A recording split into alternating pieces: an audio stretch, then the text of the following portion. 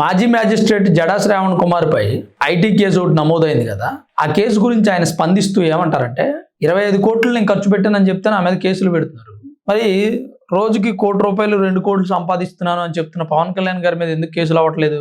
నేనే దీని మీద కేసు వేస్తా, ఒకవేళ ఇన్కమ్ ట్యాక్స్ వాళ్ళు ఈ కేసు తీసుకోకపోతే కోర్టులో వేస్తా అంటున్నాడు. పవన్ కళ్యాణ్ గారు చెప్పింది తాను సంపాదిస్తున్నటువంటి ఆదాయం, సంపాదించబోయేటువంటి ఆదాయం. నేను ఒక సినిమా షూట్ చేస్తే ఇంత వస్తుంది అని చెప్తున్నారు ఆయన.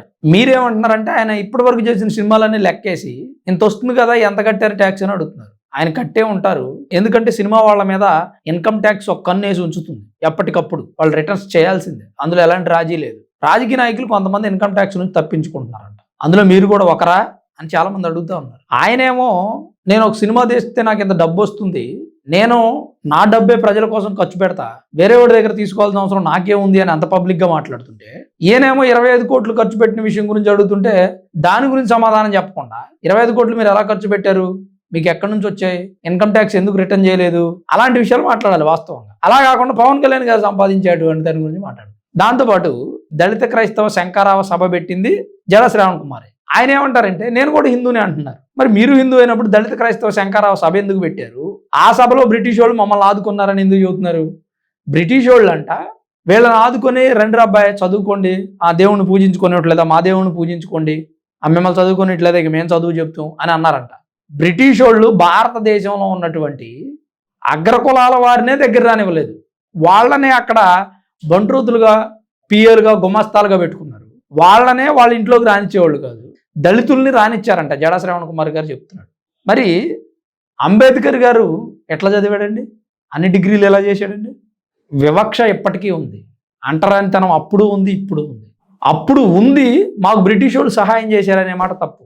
అప్పుడు ఉంది మేము నానా బాధలు పడ్డామని చెప్పండి, ఒప్పుకుంటాం. బ్రిటిష్ వాళ్ళు సహాయం చేయలే, బ్రిటిష్ వాళ్ళ మతం మీరు అనుసరించారు.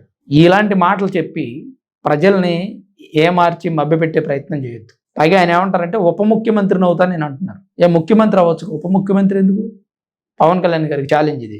సరే, పవన్ కళ్యాణ్ అనే వ్యక్తి ఉప ముఖ్యమంత్రి అవడానికి 10 సంవత్సరాలు పట్టింది, మరి మీకు ఎన్ని సంవత్సరాలు పడుతుంది? అది కూడా ఆలోచించుకోవాలి కదా. ఆయన ఇంతకాలం రాజకీయాల్లో ఉన్నారు, ప్రజల కోసం పోరాడారు.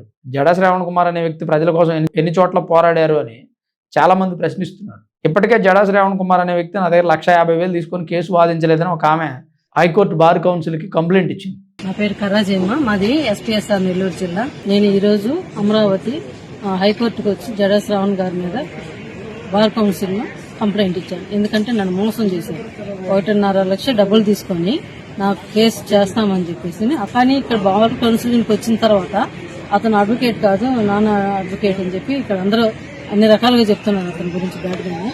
మేమైతే నమ్మి మోసపోయి జడా శ్రావణ్ కుమార్ ప్రతి మోసపోయి. సో దాని గురించి కూడా మాట్లాడండి మీరు.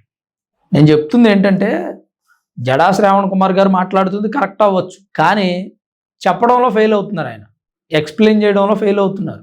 మీ ఇన్కమ్ ట్యాక్స్ గురించి ప్రజలు అడుగుతుంటే పవన్ కళ్యాణ్ ఇన్కమ్ గురించి మాట్లాడుతున్నారు.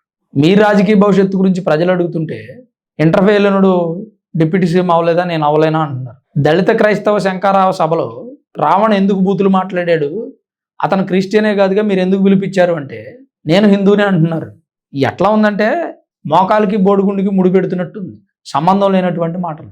కాస్తైనా జనాలు మెచ్చేటువంటి మాటలు మాట్లాడండి. ఇది నేను అనుకునేది జడా శ్రావణ్ కుమార్ గారి విషయంలో. మరి మీరేమనుకుంటున్నారు, మీ అభిప్రాయం ఏంటి? తప్పకుండా కామెంట్ రూపంలో రాయండి. వీడియో చూస్తున్న ప్రతి ఒక్కరు దయచేసి లైక్ చేయండి.